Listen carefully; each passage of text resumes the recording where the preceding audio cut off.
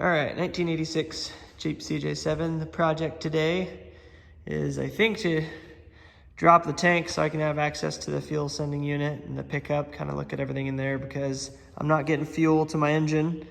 But when I replaced the input hose before the fuel pump with this guy, it ran perfectly and fine. So I know that my issue is either a clog in my metal line, which is pretty unlikely, or it's my sending unit or tank. So I'll be undoing the bolts under the carriage here and trying that out. So here's the gas tank in the rear. This is my first time dropping a tank out of anything, so this is not a guide. This is a watch me struggle video. But learned some things already so far. I started unbolting this rear bumper and found that this is the ground strap behind that bolt. And that's my wiring for my taillights and stuff. So I wasn't worried about the wiring on this Jeep, but now I am. I also found that someone backed into something with a hitch attached, and it actually has dented the back of the tank right here pretty bad. And so I think it's just the shield, and it's not gonna be an issue for me, but we'll see. It hasn't been leaking, so I think it's all right. And there's a lot more rust on like everything in here than I thought there was gonna be. So they're all soaking right now. I think all the fuel lines are over here going into there. So I'm gonna be fighting some rust, some 20-year-old mud, and yeah, I'm gonna loosen all these up and see what I can't, see if I can't get in there. All right, I'm on the other side now. I broke loose every bolt, loosened them a couple threads. After looking at this, I think the hard lines actually go all the way here until here, assuming that those are all the lines going to the tank. So I think I have to disconnect these in order to actually drop the tank or scoot it around. So I'm gonna do that now. And I don't know, that's no way that's supposed to look like that. But I assume that's like a vent or something weird, so I'll disconnect that too, I don't know. I was starting to get real confused because I was like, man, there's a hard line and then it just goes into my rear bumper. And then I started pulling on it. And I think this is just the return line. Somebody just shoved in there. I don't know, man. I'm discovering all sorts of things. Anyways, I cut these two lines, which I figured that was a fuel and a return line. But maybe one of these is a vent, because there's actually 3 hard lines coming in right here, which I don't get. Maybe I'll ask ChatGPT, who knows. But, and then I'm gonna cut this, what I thought was also a vent, and then start trying to lower it down. I'll also have to figure out how to disconnect this wire, which I assume is a gas gauge, but yep, I'll let you know what happens. I'm gonna try to put a jack under this so I don't die. I put like 10 gallons of fuel in here. I was trying to start it, so I probably wasn't smart, but you live and you learn. All right, a little bit of a pickle update. I kind of was wiggling on the gas tank. It wouldn't come out, so I decided to take my rear bumper off. But now, on my last bolt, as I loosened it, the bumper's falling. The gas tank is also falling onto my jack, which I'm using. So if I finish taking that bolt off, they both fall. And you'll never get to see what happens, but I'll let you know. Oh boy. All right, through clever use of both hands, feet, and a single knee, I managed to get my bumper off while keeping my gas tank relatively intact. It's kind of caught up on the leaf spring here. Looks like it's all just in a clamshell here of protector. I'm seeing already I've got some cracking on this rear bumper mount. It's too bad, but I'll drop this down now. I think all I've got still connected up there is the single wire that goes to the gas gauge, and I can't find a disconnect for that. I might just cut it if I can't find it, but I'll look around here a little bit more and then I'll drop this whole thing to the ground. If you smiled and or yelled at your screen after that last video because you remembered my fill tube and I did not, you were right. So I'm gonna mess with taking the fill tube off first here, and then I'll Then I'll lower everything down. I might be able to just disconnect it on the tank side here. Maybe, I don't know, we'll see. Yeah, from that, maybe that hose clamp. I don't know, I'll do that. All right, this part of the video is just for me when I have to replace these later. I actually thought that this was plastic for a second because it's hardened so much.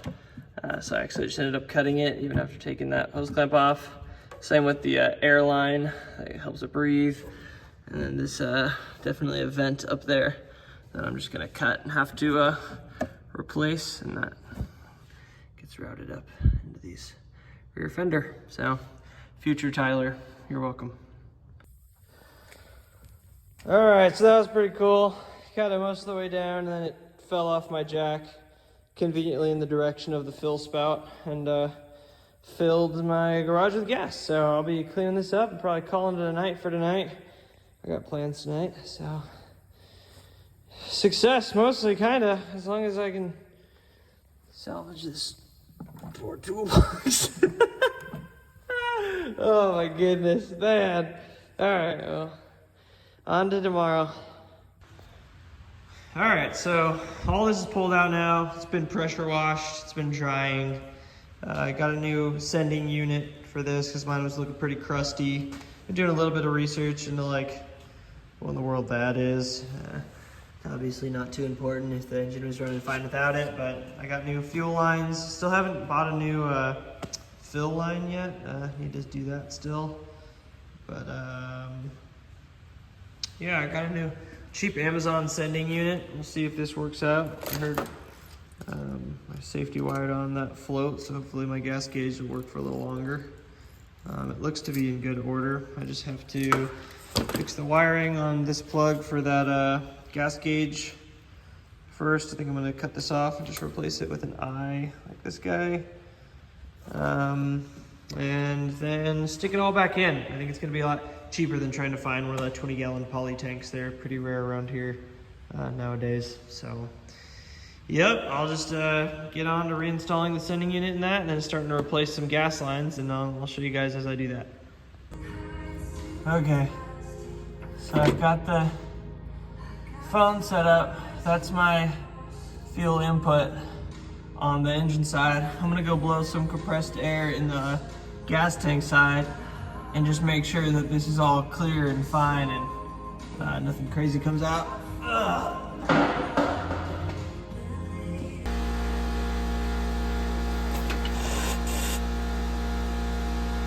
The phone's still there. Oh yeah, nice. Amazon tripod for the man. I hope it worked. All right, so done a little bit more work. Made a little bit more of a mess. Spliced a little spade connector, or not spade, eye onto this because the stock one was broken. Got that sender installed. Used the old twist clamp because I just trust it more than the new chrome one. Started rolling the Jeep out of the shop to pressure wash, especially the undercarriage. Hoping to degrease all that, but then realized it's gonna be really freaking hard to push back in here by myself, so I just hooked up the hose in here and I'll pressure wash it in the shop here. And so yeah, gonna clean it up now, and you can maybe get an angle on me doing that.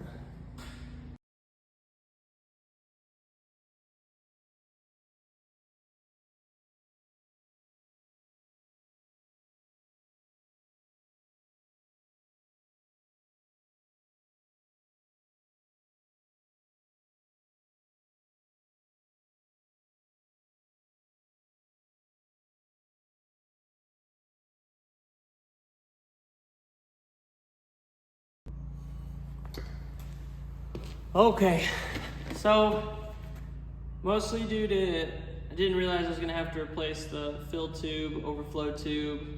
I'm definitely gonna paint the skid plate for the tank because it's just rusting the crap. I bought some 2-in-1 rust converter to put all on the undercage, or on the underbody. I think I'll just do this as I kind of complete projects. I'm not gonna do it all in one go. So like I said, I'd really like to get the Jeep kind of running and driving and have some fun with it, and then kind of treat it as I go. instead of a full overhaul, this is going to be more of a kind of limp it along and fix things as they break. I think it's a lot more fun to do it that way, and budget conscious as well. So I think just due to the amount of things that I'm having to replace and kind of wait on parts, I'll probably release this video as a kind of a part 1 of the fuel system, unfortunately, and then in the next part I'll be putting that rust converter all over the bottom, hopefully recording that a little better, and getting my new fuel sending unit back up with my tank, and hoping everything works with a good running engine so I can finally dial in that carb and then move on to some more fun things, hopefully. We'll see. Anyways, thanks for watching if you made it this far, and comment down below if you have any suggestions or things to teach me, because I need it. Thank you.